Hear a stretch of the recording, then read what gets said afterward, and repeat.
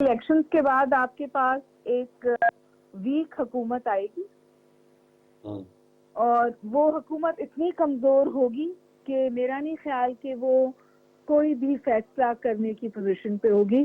تو ہم جس ہائیبرڈ ماڈل پہ ہیں وہی ہائیبرڈ ماڈل برقرار رہے گا, بلکہ میرا خیال ہے کہ اس کا جھکاؤ اسٹیبلشمنٹ کی طرف بہت بڑھ جائے گا. اور جو ہماری سیکیورٹی صورتحال بن رہی ہے وہ بھی اسی بات کی عکاس ہے. اور جو انٹرنیشنل ایکٹرز ہم سے انگیج کرتے ہیں, یہ تو آپ پچھلے 2 سال سے دیکھ رہے ہیں کہ وہ پولیٹیکل لیڈرشپ کے ساتھ اب انگیج ہی نہیں ہوتے.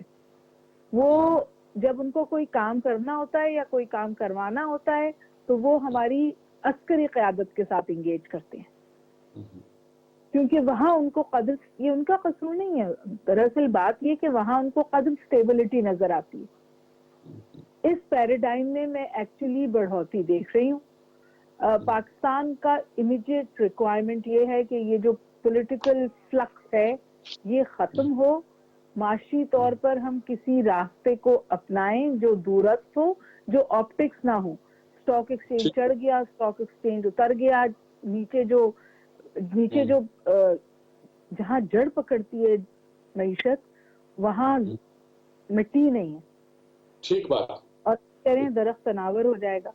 میرے خیال یہ باتیں ہیں جو دیکھنے کی ضرورت ہے. لیکن اسینشلی مجھے لگتا ہے پاکستان میں جمہوریت بے انتہا کمزور ہوئی ہے. آنے والے وقتوں میں اس وقت کوئی اشارہ میں نہیں ملتا کہ جمہوریت مضبوط ہوگی, اور جو خطے کی صورتحال ہے وہ اتنی مخدوش ہے کہ وہ اس پیراڈائم کو اور تقویت دے گی.